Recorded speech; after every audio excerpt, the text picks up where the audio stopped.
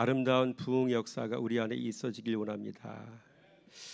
여러분, 오늘 본문의 말씀의 제목은 제자가 되려면이라는 뜻이죠. 성도가 됐으면 주님의 제자가 되어야 되는 것이죠. 우리의 신앙의 목표는 구원받을 수 있는 성도가 되는 것이 아닙니다. 우리는 주님을 따르며 주님을 배워가는, 또 주님을 닮아가는 그런 제자가 될 줄 믿습니다. 목표를 어디까지 설정하느냐가 참 중요한 것이죠. 여러분, 오늘 본문의 말씀은 아주 그 중요한 부분만 딱 잘라서 이렇게 본문이 정해졌어요. 그러면 그 전의 부분들이 조금 설명이 되어야 오늘 본문의 말씀의 내용들이 확실하게 부각이 되는 겁니다. 여러분, 예수님의 주변에는 어떤 사람들이 몰려들었을까요? 예수님의 사역의 과정 속에 어떤 사람들이 몰려들었을까요? 오늘 3장 7절의 말씀 보니까 예수님 주변에 수많은 사람들이 모여들었는데 그 사람들을 성경은 뭐라고 표현하고 있는지를 우리가 한번 읽어보겠습니다. 7절 말씀입니다. 시작. 예수께서 제자들과 함께 바다로 몰려가시니 갈릴리에서 큰 무리가 따르며. 그렇죠? 예수님의 공생의 사역을 보면 무리라는 표현들이 굉장히 많이 나와요. 5천 명을 먹이고도 남았다라고 말씀을 언급하면서 제가 기도를 했잖아요. 다 무리죠. 무리. 큰 무리가 따르며 갈릴리로부터 따르던 큰 무리들이 지금 몰려왔던 겁니다. 둘째로 유대와 예루살렘과 이두메와 요단강 건너편과 또 두로와 시돈 근처에서 많은 무리가 나왔죠. 그 내용이 9절 말씀이거든요. 한번 읽어보겠습니다. 시작. 예수께서 무리가 에워싸는 미는 것을 피하기 위하여 작은 배를 대기하도록 제자들에게 명하셨으니. 그렇죠? 작은 배를 대기하여, 예수님은 준비된 그 배를 타고 지금 어느 정도 거리를 두시면서 뭔가를 또 가르치시기 시작하시죠. 그래, 마태복음 5장은 산상순이란 말이 나오는 것처럼 오늘 배를 대기하도록 시켰고 그 배에 주님이 타셔서 뭔가를 가르치셨다는 얘기는 이건 해상수훈 아니겠습니까? 해상수훈. 산상수훈도 있고 해상수훈도 있는 겁니다. 성경에는. 여러분, 사람은 말씀에 눈 못 뜨면 그냥 무리인 겁니다. 교회 수천 명, 수만 명이 모여도 대부분이 무리인 이유가 여기 있는 거죠. 예수 그리스도이신 말씀에 눈을 못 뜨면 그냥 무리인 겁니다. 말씀을 생명으로 만나지 못하면 다 인생들은 무리로 살아갑니다. 무리는 무리수이자 허수이죠. 반면에 사람은 말씀을 만나면 신분이 바뀝니다. 요즘에 창세기 말씀을 제가 묵상하며 보고 있는데 아브라함 같은 경우 보세요.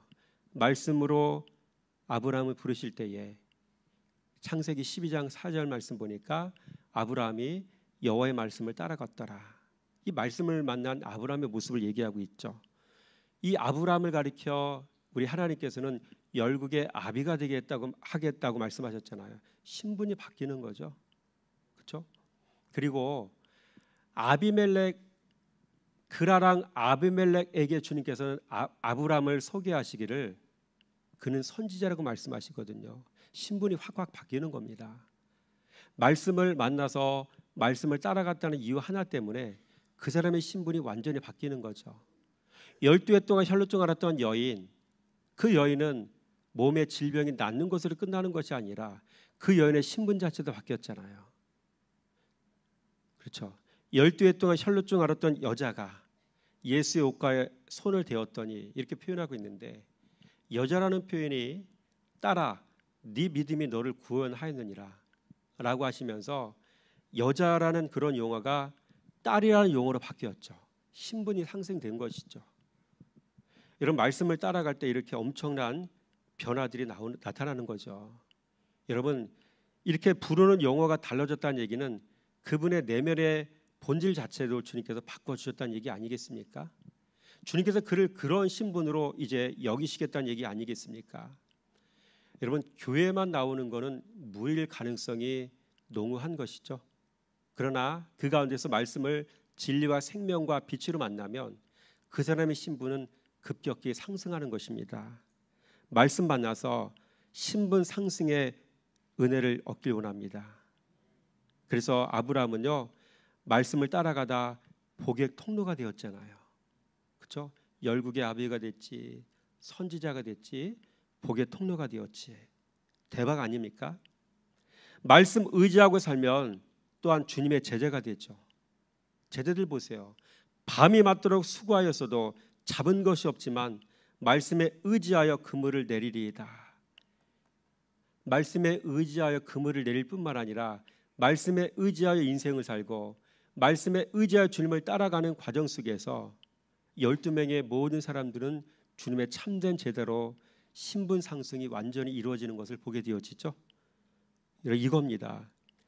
그래서 성경에 문자로 기록된 내용만 살피지 말고 행간에 숨겨져 있는 그런 본질적인 의미들을 깨달아서 우리의 자신도 그와 같은 은혜를 힘있기를 힘쓰는 성도가 되시기 바랍니다. 둘째로 이 무리들이 예수님을 따라다니는 이유가 있어요. 첫째, 그가 하신 큰 일을 듣고 나왔다라고 기록하고 있죠. 8절 말씀 보겠습니다. 시작. 유대와 예루살렘과 이두메와 요단강 건너편과 또 두로와 시돈 근처에서 많은 무리가 그의 하신 큰 일을 듣고 나오는지라. 뭘 듣고? 그가 하신 큰 일을 듣고. 호기심이죠. 예수님이 행하신 표적에 관한 이야기를 듣고 따라다녔다는 것입니다. 그래서 주님도, 우리 예수님도 숱하게 사역을 하시면서 시행착오를 거치신 것이죠. 그래서 표적을 행하시더라도, 이 병을 고치시더라도 이 시대는 깨닫지 못하는 사이에 그런 것들을 행하시는 것들을 많이 보게 되어집니다. 이 표적 보여서 표적에 눈을 뜨면 사람들이 표적만 쫓아가지 예수님은 잃어버리더라고요. 표적도 행하시더라도 그냥 보이지 않게 이렇게 행하시는 모습들을 주님이 행하신다는 사실을 기억하시고요. 둘째로 병 낫고자 이 사람들은 몰려왔습니다. 10절 말씀에 시작. 이는 많은 사람을 고치셨으므로 병으로 고생하는 자들이 예수를 만지고자 하여 몰려왔음이로라.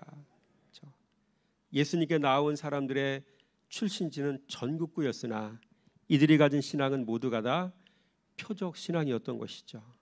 진짜 제자는 말씀이 목적입니다. 라삐어 어디 계시오니까. 요한복음 1장 38절이죠. 예수님이 있는 곳을 물었다는 얘기는 이제 말씀이신 당신과 동행하겠습니다. 함께하겠습니다. 당신이 메시아인 걸 발견했습니다. 당신이 하나님이 보내신 분인 것을 깨달아 알았습니다. 이런 의미가 담겨져 있는 거죠. 말씀이신 예수가 목적인 사람, 이런 사람들이 주님의 제자가 되는 것이죠. 그래서 진짜 백의 신앙은요, 말씀이 목적인 신앙입니다. 이를 가리켜 말씀 신앙이라고 표현하는 것이죠. 여러분, 사마리아 동네 사람들이 사마리아 여인에게 하는 말이 다음과 같습니다. 42절 말씀 시작.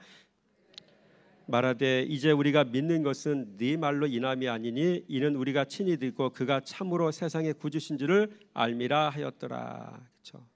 사마리아 사람들은 소문 듣고 예수님께 왔어도 예수님의 말씀을 듣고 예수가 구주신 걸 알아챘다는 이야기죠. 말씀 듣고 알아채는 신앙이 진짜 신앙인 것이죠. 사마리아 보석이라고 표현하는 것이죠. 우물가에 물길로 나왔던 남편이 6번째까지 있었던 그 여인을 포함해서 그 여인의 예수님에 관한 소식을 듣고 달려나왔던 사마리아 사람들 모두가 다 사마리아 보석이라는 것이죠. 말씀 듣고 튀어오르는 사람, 말씀 듣고 반응하는 사람, 말씀 듣고 눈물로 반응하는 사람, 여러분 이런 사람들이 사마리아 보석인 것이죠. 셋째로 여러분 제자의 조건은 무엇이겠습니까? 어떤 사람이 제자가 될 수 있겠느냐는 것입니다. 13절 말씀 읽어보겠습니다. 시작. 또 산에 오르사 자기가 원하는 자들을 부르시니 나온지라. 자기가 원하는 자를 부르시니 나온지라. 무슨 얘기입니까? 예수님은 자신이 원하는 사람을 부르셨다는 것이죠. 내가 하고 싶어서, 내가 되고 싶어서, 제자 되고 싶어서 따라다니는 사람, 그런 사람이 아니라는 거예요. 그런 게 아니라는 얘기죠. 그렇죠? 여러분, 예수님은 어떤 사람을 원하시고 부르시겠습니까? 착하고 좋은 마음을 가진 사람들, 말씀에 반응하는 사람들, 여러분, 이런 사람들 주님은 제자로 부르신다는 사실을 기억하시기 바랍니다. 그래서 신앙의 세계는요, 중요한 핵심이 있다고 했죠.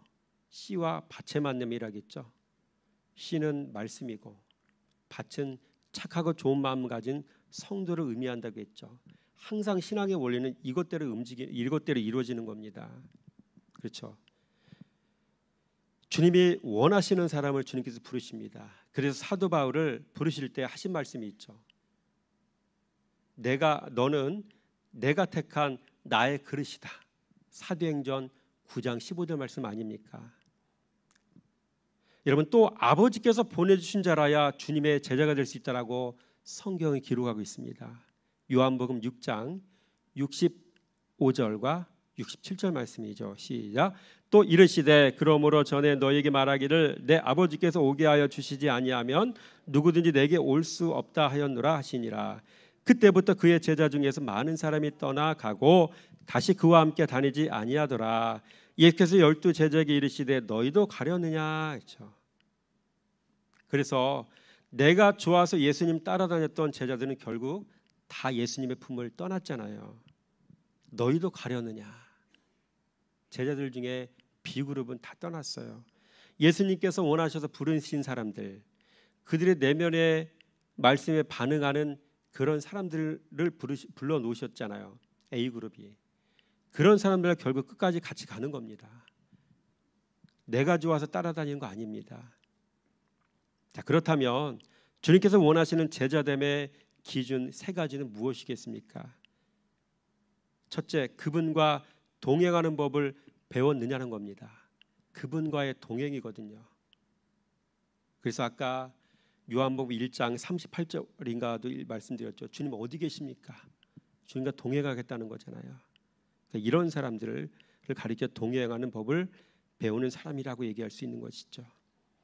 여러분 14절 말씀 한번 읽어볼까요? 시작. 이에 12를 세우셨으니 이는 자기와 함께 있게 하시고 또 보내사 전도도 하며. 자기와 함께 있게 하시고. 그렇죠. 말씀과 동행하는 법이 있어야 되는 거죠. 말씀으로 시작하여 말씀으로 자기 부인하여 말씀 때문에 죽음의 자리로 내려갈 수 있는 사람이 말씀과 동행하는 사람이라는 것이죠. 그래서 이 단계를 밟으려면 첫째로 아래서 부어야 되는 거죠. 계란처럼, 병아리처럼. 그래서 죄에서 벗어나야 되는 것이죠. 그래서 말씀과 동행할 때에 죄가 들어오는 통로인 눈과 귀와 입을 잘 지키는 훈련을 먼저 받게 되어지는 것이죠. 마음까지 지키고 생각도 지키고, 그래서 나를 지배하고 있었던 모든 죄악의 요소들이 내 안에서 끊어져 나가도록 나를 지키는 훈련을 받게 되어집니다. 마태복음 15장 19절 말씀이 나왔던 마음에서 나는 7대 죄악 같은 것들도 하나하나 끊어 버리는 삶을 살게 되어지는 것이죠. 그래서 이렇게 말씀과 동행하는 법을 배우는 사람은요, 죄에서 먼저 벗어나고요, 그 다음에 걸음마를 걷는 법을 또 배우는 것이죠. 이걸 가리켜 말씀에 눈을 뜨고, 그래서 말씀과 눈을 마주친다라고 표현할 수 있는 것이죠. 말씀 묵상을 통해 내가 말씀 보면 반대로 말씀께서 나를 보고 진단해 주시고 그 말씀에 따라 나를 고쳐가고, 이게 걸음마를 배우는 단계. 그 다음에 3번째로 서는 법을 또 배워야 되는 거잖아요. 그렇죠. 많은 죄에 대한 유혹이 있다 할지라도 자기 자신을 지키는 법을 배우는 것이죠. 절제를 배우고 마음을 지키는 법을 배우고, 그 다음 4번째로 기다리는 법도 배우는 거죠. 인내하는 법이죠. 그리스도로 인내하는 법을 또 배우고, 마지막으로 그분과 동행하는 삶을 살아내고, 그렇죠? 이심전심이라는 얘기 있죠. 이제 그분의 마음이 내 마음이 되고 내가 그분의 마음을 알고, 그래서 주님과 동행하는 삶을 살게 되어지는 것이죠. 그래서 그분과 함께 걷고 그분과 함께 서고 그분 때문에 인내하고 그분 때문에 사랑하고 결국 그분과 함께 죽고, 이게 말씀과 함께하는 동행하는 법이라는 사실을 잘 기억하기 원합니다. 첫째, 말씀과 어떻게 그분과 동행하는 법을 배우는 것이죠. 둘째로 준비된 양식이 있느냐는 겁니다. 제자됨의 두 번째 기준은 이렇게 준비된 양식이 있느냐는 겁니다. 우리 14절 말씀 한번 읽어볼까요? 시작. 이에 열두를 세우셨으니 이는 자기와 함께 있게 하시고 또 보내사 전도도 하며, 그렇죠? 보내사 전도도 하며. 여러분, 두 가지 전도가 있습니다. 화면을 보시겠습니다. 자, 이거 어제 저녁에 제가 그림을 좀 그렸는데 잘 보이나 모르겠습니다. 보냄을 받은 자의 전도가 있고요, 교회가 해야 될 전도가 있습니다. 보냄을 받은 자의 전도는요, 아까 말씀드렸던 것처럼 말씀과 동행하는 법을 잘 배우고, 그렇죠? 준비된 양식이 있고 이걸 나누고 전하는 것이 보냄 받은 자의 전도가 되겠죠. 교회가 해야 될 전도를 제가 그림으로 그려놨습니다. 어떤 모습입니까? 우리는 전도라는 용어와 인도라는 용어를 정확히 오늘 이 시간부터 구분하기 원합니다. 우리가 나가서 교회로 사람들이 이끌고 들어오는 건요, 그걸 뭐라고 얘기하면 인도라고 표현하는 거죠. 인도. 따라서 하겠습니다. 인도한다라고 표현하는 거죠. 그 다음에 교회 들어왔으면 그 사람은 뭘 해야 돼요? 전도를 받아야 되는 거죠. 그 밑에 써 있죠. 네 가지를 한번 읽어볼까요? 시작. 예수 가르침, 묵상, 자기 부인, 예수 닮음. 그러니까 예수를 가르친다는 말은 바로 묵상의 과정을 통해서 이루어지는 일이겠죠. 뭐 이례적인 가르침도 포함되겠지만 24시간의 이 묵상을 통해서 예수를 배우는 삶이 이루어지는 거잖아요. 묵상을 통해서. 그래서 묵상, 묵생, 묵종, 이 과정을 말씀드린 적이 있습니다. 그래서 자기 부인하는 일들이 이루어지는 거죠.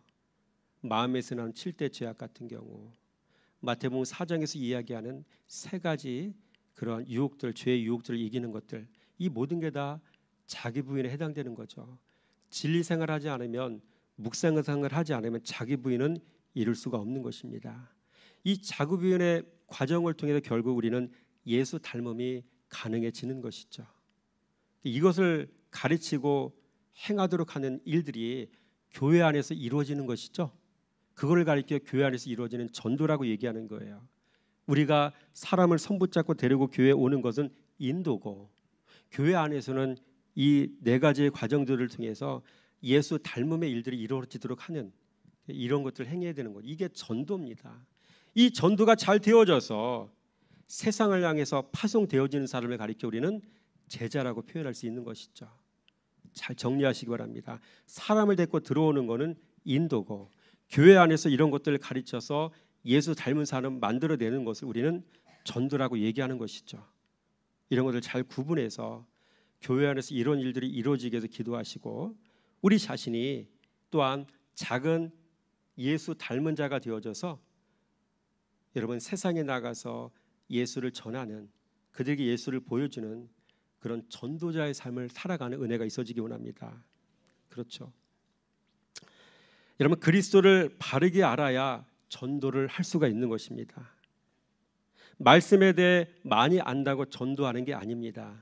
그분을 바르게 알아야 바르게 전도할 수가 있습니다. 가장 중요한 전도는 말씀 알아 무지했던 나를 말씀이신 예수께 전도하는 일이 바로 그게 진짜 전도인 것이죠. 그리고 나를 변화시킨 말씀 하나님을 그들에게 전하는 일이 곧 참된 전도가 되는 것입니다. 그때 나를 변화시킨 그 말씀이 양식이 될 수가 있고, 그를 변화시킬 말씀이 곧 제자가 준비할 양식이라고 표현할 수가 있는 것이죠. 여러분, 주님은 이걸 양식으로 보신다는 겁니다. 셋째, 첫째는 아까 뭐라고 했죠? 그분과 동행하는 법.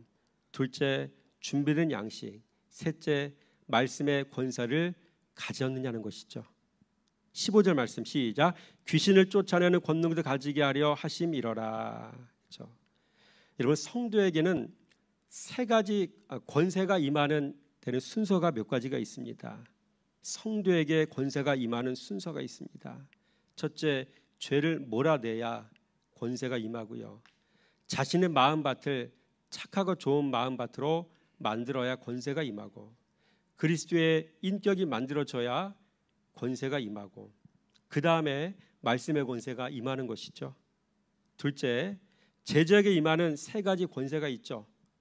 첫째, 병든 자를 고치고 죽은 자를 살리고, 죄사함의 권세가 있습니다. 그래서 죄사함의 권세가 가장 강력한 권세인 것이죠. 그렇습니다. 오늘 이 시간을 통해 우리는 제자됨의 기준 세 가지를 살펴보았습니다. 그분과 동행하는 법, 이건 뭐예요? 묵상생활을 할 때 가능한 것이고요. 둘째, 그 과정을 통해서 양식이 준비가 되어지겠죠. 우리가 사람들을 인도하기만 하지 말고 그들에게 예수를 가르쳐주고 예수를 보여주고 예수를 선포할 수 있는, 여러분, 준비된 그런 주님의 자녀가 되길 원합니다. 마지막으로 말씀의 권세를 그 가운데 가져서 주님께서 나를 통해 일해 주시는 그런 일들이 내 안에 실제로 일어나는 우리 모두의 삶이 되기를 주님의 이름으로 축원함을 드립니다. 기도하겠습니다. 주님, 감사합니다. 오늘 짧은 말씀을 통해서 제자가 되려면 먼저 주님과 동행하는 법을 배워야 한다는 것을 알았습니다. 아버지, 우리가 알아듣기 쉽게 가장 쉬운 주님과 동행하는 방법이 무엇입니까? 하루하루 그리스도 예수의 말씀을 묵상하며 그 말씀을 깨닫고 순종하며 살아가는 것이 주님과 동행하는 방법인 것을 알았사오니 우리가 이런 삶을 살아가기 원합니다. 그 가운데 우리 안에 모든 죄악들을 청산해내기 원하며 걸음마 배우는 법을 배우기 원합니다. 서는 법을 배우기 원하며 기다림이 인내하는 법을 배우기 원하며 주님과 동행하며 살아가는 우리 모두가 되어지기 원합니다. 아버지, 또한 그 가운데 우리 안에 준비된 양식이 아버지 쌓여짐을 통해서 아버지 어떤 때든 아버지 주님께서 전도해야 될 영혼들을 만나게 하실 때에 내 입술을 통해서 나의 삶을 통해서 그들의 영혼을 주님의 진리 앞으로 인도할 수 있는 그런 참된 전도자, 주님의 제자가 되어지기 원합니다. 또한 그 가운데 우리의 삶을 통해서 아버지 입술을 선포하며 기도할 때에 우리의 생각으로 품기만 하여도 우리 안에 차곡차곡 쌓여진 진리의 말씀으로 인하여서 아버지 우리의 소원하는 것들이 응답되어지고 주님께서 일해 주시는 역사를 우리 모두가 경험하기 원합니다. 오늘 이와 같은 말씀을 통해 도전받았습니다. 아버지, 우리가 아버지 들었던 말씀이 아버지 귀에만 아버지 들려지는 것으로 끝나는 것이 아니라 우리 가슴에 새겨지기 원하며 우리의 인격에 우리의 영혼에 새겨짐을 통해서 우리의 삶 가운데 이 말씀이 실제가 되어지기 원합니다. 살아내시는 은혜가 있어지기 원합니다. 모든 것 감사드리며 예수 그리스도 이름으로 감사하며 축복하며 기도드렸습니다.